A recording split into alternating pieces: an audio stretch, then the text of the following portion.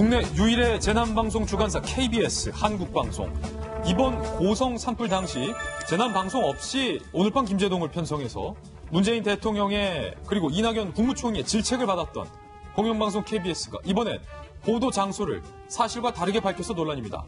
지난 4일 화재 뉴스 특보에서 사망자 및 부상자 소식을 전하며 기자가 고성군 생중계라고 말을 하는데요. 그런데 실제는 저 기자가 위치한 장소가 고성군이 아니라 100km 떨어진 강릉시 KBS 강릉 방송국 인근이었던 겁니다. 그러니까 강릉에 있으면서 고성군 화재 현장에 있는 것처럼 보도를 했다는 거예요. 현장에 있지도 않으면서 현장에 있다고 속인 건 공정방송의 의무를 저버리는 것이라는 KBS 노조의 비판도 제기됐습니다. 이에 대해서 KBS 사측은 당시 경황이 없어서 급하게 고성군 산불 소식을 전하려다 점검을 못했다라고 해명을 했는데 허위사실로 시청자를 기만했다는 비난을 이번에 KBS가 피하기 어려울 것으로 보입니다. 한편 청와대가 가짜뉴스에 법적으로 대응하겠다고 말한 지 6시간 만에 연합뉴스TV가 문 대통령 사진에 인공기를 이렇게 사용해서 파장이 일었습니다. 태극기 대신 인공기를 넣은 거예요. 해당 방송사의 해명이 더욱 눈길을 끌고 있는 상황.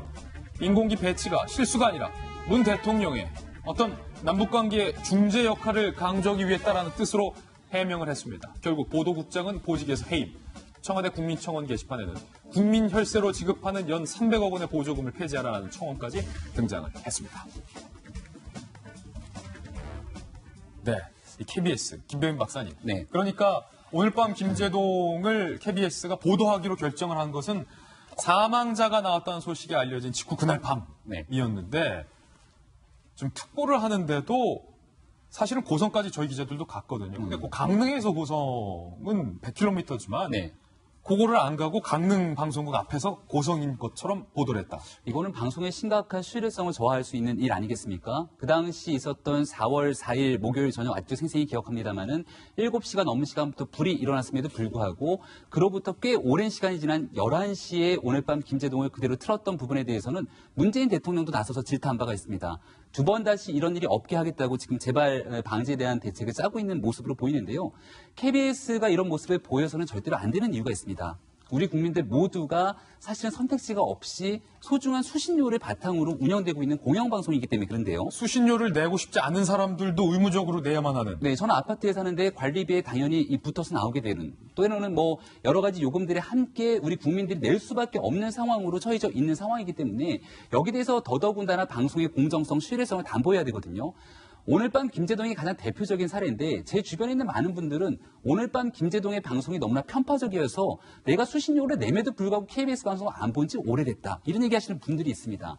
그렇다면 더더군다나 방송의 편파성에 대한 논란들을 종식시키기 위해서라도 재난방송에 대한 발빠른 대처 그리고 뉴스에 대한 신뢰도를 확보해야 되는데 이런 일들이 일어나게 된 거에 대해서는 안타까움을 금할 수 없고요. 한 가지만 더 말씀드리고 싶은 건 연합뉴스에서의 실수가 어느 정도 나왔기 때문에 여기에 대해서 보도에 대한 담당자들에 대한 보직 해임들이 일어나게 되는데요. 얼마 전에 문재인 대통령이 이 말레이시아 순방 과정에서 살라만 말람 등에 대한 여러 가지 외교적 실수를 하지 않았습니까? 현재 청와대에서 일어나고 있는 여러 가지 실수들 이렇게 방송국에서만 질타할 것이 아니라 민정수석이나 인사수석실에서도 분명한 책임을 물을 때 여기에 대한 공직기강이 바로잡힐 수 있음을 반드시 좀 인지했으면 좋겠습니다. KBS 해명이 지금 더 논란이 되고 있는데 왜 고성이 없으면서 고성인 것처럼 보도를 했느냐에 대한 KBS 노조의 문제에 대해서 경황이 없어서라고 얘기를 했습니다. 경황이 없기는 그 상황이 어떻게 진행이 되고 있는지 발을 동동 구르고 있는 그 인근의 주민들이 더 경황이 없습니다.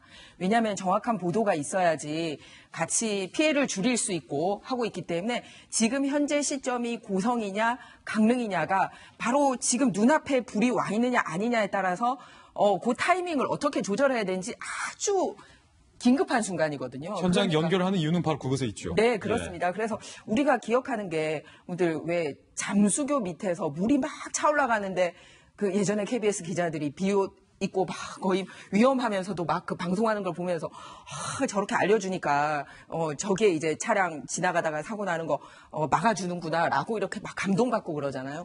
또 하나 제가 있는 그 부산 경남 지역에 KNN이라고 민영 방송이 있습니다. 2010년에 텐무라는 그 폭풍이 왔을 때 정말 안타깝게도 이거를 그 부산 어촌 지역이라든지 이 항구 예. 지역에 정확하게 알려다가 우리 영상 기자께서 그걸 찍다가 휩쓸려 가서 돌아가신 적도 있었어요. 그래 순직하신 그분 생각하니까 진짜 뭉클한데 그 정도로 이렇게 기자 정신을 가지고 의무감을 가지고 나의 이 방송이 국민의 생명 한 명을 더 살릴 수도 있다. 이런 거 아닙니까? 그런데 그렇게 못해서 정확한 정보를 못 전해주고 있습니다. 말한 것도 아니고 아예 그런 척하는 거. 와, 인터넷 1인 방송도 이렇게 안 합니다. KBS 공영방송으로서의 역할 이번에 다시 한번 짚고 넘어갔으면 좋겠습니다. 네, KBS 하면 저희한테 딱 떠오르는 게 정성을 다하는 국민의 방송이라고 하는데 누구를 위한 지금 정성을 다하고 있는 건지 진짜 묻고 싶습니다. 누구를 위해서 정성을 네. 하냐. 진짜 언론사 자격이 있는지 국민으로서 여쭙고 싶습니다. 기자의 역할이 뭡니까?